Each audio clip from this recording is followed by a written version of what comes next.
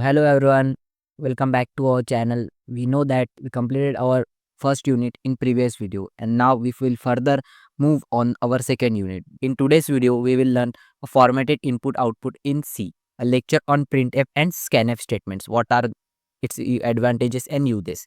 So what is formatted input output? It acts like a bridge between human readable text like 1 2 3 human readable text यानी जो simple code रहते हैं जो human read कर सकते हैं उसको बाइनरी के फॉर्म में कन्वर्ट करने के लिए जो फॉर्मेट आईओ है वो यूज़ किया जाता है. It how you convert text to data and data to text.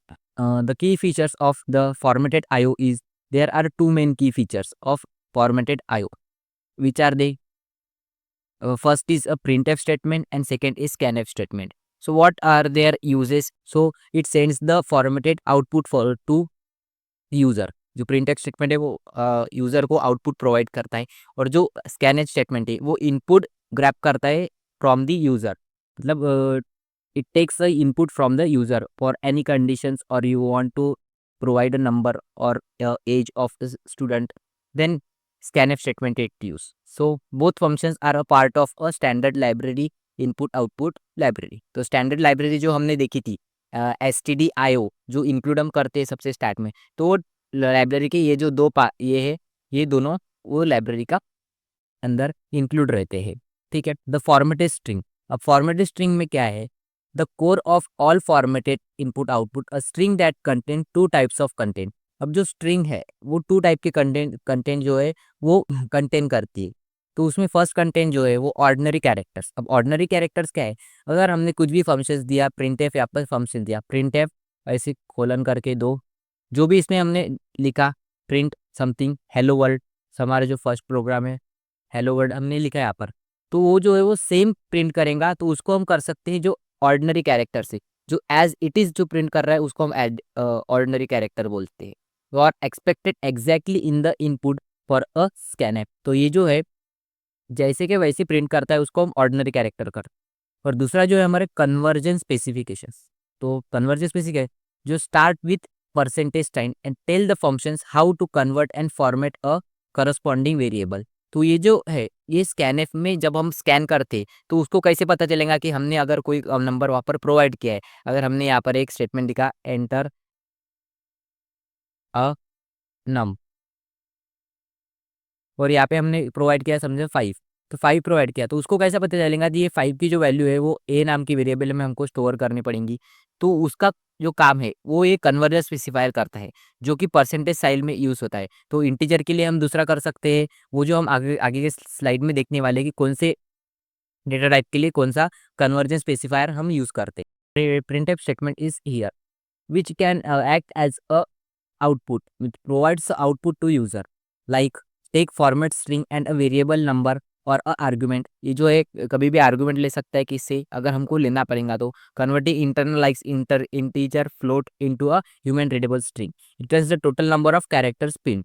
तो यहाँ पर जो है एक एग्जांपल दिया है, सिंपल इनपुट लेता है यूजर. जो कॉमन कन्वर्जन स्पेसिफायर्स है हम जो यूज करते हैं वो है %d %i. तो %d और %i किसके लिए? इंटीजर डेटा टाइप के लिए यूज कर सकते हैं, जैसे 1 2 3 4 5 6 5 2 4 ऐसी इंटीजर्स के लिए. %f जो है वो फ्लोट और डबल के लिए यूज किया जाता है, जैसे डेसिमल में अगर कोई भी नंबर रहा तो %f के फॉर्म में हम यहाँ पर यूज करते हैं. उसके बाद कैरेक्टर के लिए %c यूज करते हैं, जो कि हम आगे एक एग्जाम्पल देखेंगे उसमें आपको ये सब जो है इसका यूज कैसे होता है ये आपको सब क्लियर हो जाएगा. ये आप कॉम्प्लिकेटेड लग रहा होगा अभी फिलहाल, पर आगे जाके आपको समझने वाला है. तो %s हम करेंगे कैरेक्टर इंटू स्ट्रिंग. जो हम पूरा कैरेक्टर हम स्ट्रिंग में दिया है हेलो वर्ड वो हम यहाँ पर प्रिंट कर सकते हैं with the help of %s. और %p जो है वो पॉइंटर के लिए यूज किया जाता है, जैसे किसी भी वेरिएबल का एड्रेस हमको प्रिंट करना रहा वो पॉइंट करता है पॉइंटर के हिसाब से कि यहाँ पर जो एड्रेस प्रिंट होगा. और लिटर्स के लिए जो है % का साइन यूज है. ये कॉमन कन्वर्जन है, ये आपको याद रखने की ज़रूरत है क्योंकि अगर आपको कुछ भी स्कैनफ स्टेटमेंट यूज़ करना हो और आपको यूज़र की हेल्प से कुछ वैल्यू चाहिए होगी तो आपको वहाँ पर ये स्पेसिफायर्स जो है वो यूज़ करने पड़ेंगे. ठीक है. उसके बाद जो है हमारा स्कैनफ जो सेकंड नंबर का मेन फंक्शन है scanf statement. It's take input from the user. अगर हमने कुछ भी प्रोग्राम लिया the like this here printf enter an integer. अगर हमने यहाँ पे कुछ प्रोवाइड किया, यहाँ पे एंटर इंटीजर 5 प्रोवाइड किया, तो ये जो है स्कैन एफ जो स्टेटमेंट है वो यहाँ पर %d, मतलब हमने देखा कि इंटीजर यहाँ पर उसको पता चलेंगे, यहाँ पर जो भी इंटीजर है वो ये स्कैनएफ में स्टोर हो जाएगा। और ये एड्रेस, जो एड्रेस ऑफ नंबर, तो एड्रेस ऑफ नंबर क्या है, किस पे पॉइंट करेगा, ये जो हमने इनपुट प्रोवाइड किया है, तो ये जो है %d वो ये इसमें एड्रेस स्टोर कर जाएगा। फिर हमने जो प्रिंटफ स्टेटमेंट यूज़ किया, यू एंटर्ड %d जिसमें ये एड्रेस स्टोर्ड है, उसके बाद स्लैश एन करके जिसमें भी हमने प्रोवाइड किया है वो यहाँ पर आ जाएगा, वैसे रिटर्न करके वो आपको ये आउटपुट मिल जाएगा। ठीक है। Convert text from the keyboard into internal data types, तो जो इसका मतलब है, जो हम टेक्स्ट देते हैं, इनपुट देते हैं, वो उसको कन्वर्ट करता है। Crucial, you must pass the address pointer of the variable using ampersand operator, तो ये जो है एम्परसेंड ऑपरेटर के हिसाब से ज़रूरत है यहाँ पर एम्परसेंड को यूज़ करने की, क्योंकि यहाँ पर वो एड्रेस स्टोर करने वाला है। किसका? तो जो हम इंटीजर प्रोवाइड करने वाले हैं। Returns the number of item successfully read, तो ये जो है आइटम को रीड करेगा और हमको जो है आउटपुट प्रोवाइड करेगा। इसका मतलब जो है वो स्कैनएफ स्टेटमेंट हमको सिर्फ इनपुट को रीड करने के लिए यूज होता है। इनपुट कौन देगा? वो है यूजर देगा। अब यहाँ पर स्कैनएफ का भी यूज उसमें कॉमन कन्वर्जन स्पेसिफायर में %d इंट, तो ये स्कैनएफ को यूज ऐसे करते हैं। अगर हमको कुछ भी इसको इंटीजर का वैल्यू लेनी है तो सबसे पहले स्कैनएफ को ऐसे डिफाइन करने का, ये सिंटैक्स है उसका। फिर उसके बाद जो इंटीजर है तो हमने %d यहाँ पर ये किया। फिर एंड एज, तो हमने सबसे पहले हमको जो एज है वो डिक्लेयर करनी पड़ती है, जैसे हम करते हैं डेटा टाइप देख, एज को हमने यहाँ पे इंटीजर यहाँ पे डिफाइन किया एक वेरिएबल को। तो ये एज की जो वैल्यू है हम ये यूजर से लेने वाले हैं, जिसे स्कैनएफ स्टेटमेंट से। तो ये एज क्या इंटीजर ही हो सकती है, वो किसी कैरेक्टर तो हो नहीं सकता, ABCD तो नहीं हो सकती, वो होगा तो इंटीजर ही। तो उसको इंटीजर के लिए यूज करने के लिए यहाँ पर हमने %d जो है वो यूज किया है। उसके बाद जो है एंड एज, इसमें वो जो एज का कैरेक्टर का जो वैल्यू रहेंगी वो इसमें स्टोर होगी, और जो एम्परसेंड साइन है वो एड्रेस को पॉइंट करेगा। ठीक है। तो यहाँ पर ये हमको इंटीजर का देखा है।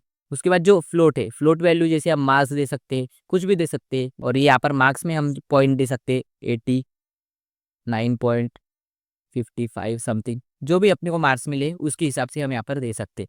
तो और दूसरी बात, हम प्राइस की भी दे सकते हैं। प्राइस क्या है, डेसिमल नंबर में रहती है। वैसे फ्लोटिंग के लिए %f यूज़ किया जाता है। लार्ज फ्लोट जैसे कि डबल, डबल के लिए हम लार्ज फ्लोट यूज़ कर सकते हैं। सैलरी के लिए, सैलरी कैसे बड़ी रहती है ना अमाउंट में, किसी के लाख लाख में रह सकती है इसका।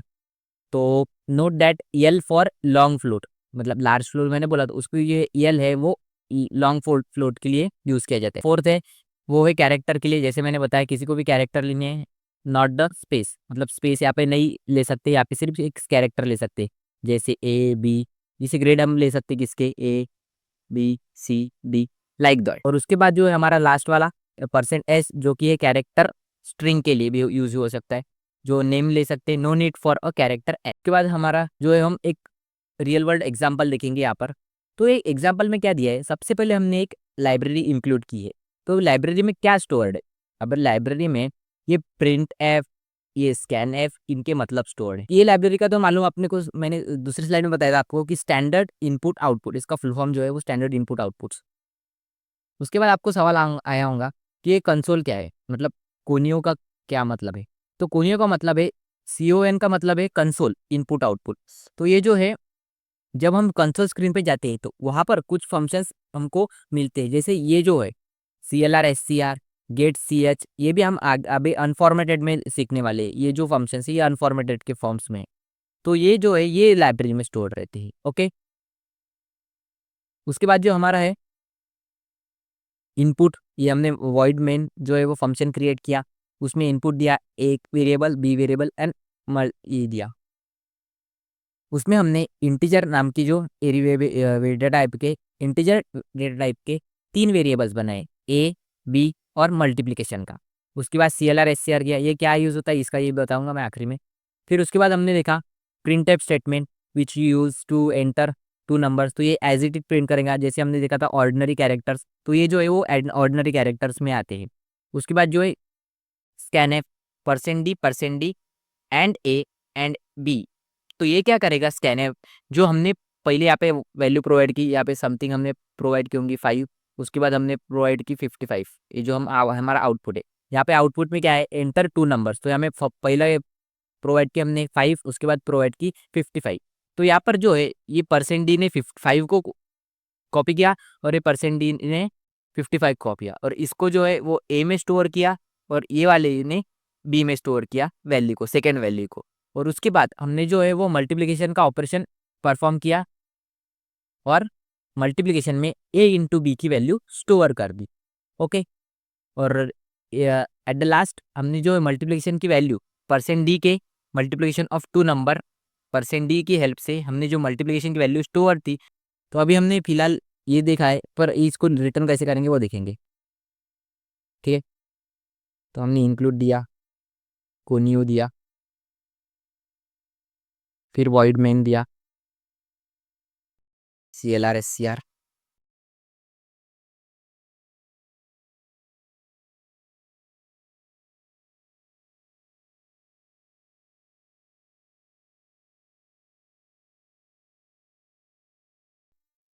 बी और मल्टीप्लिकेशन का साइन दिया, फिर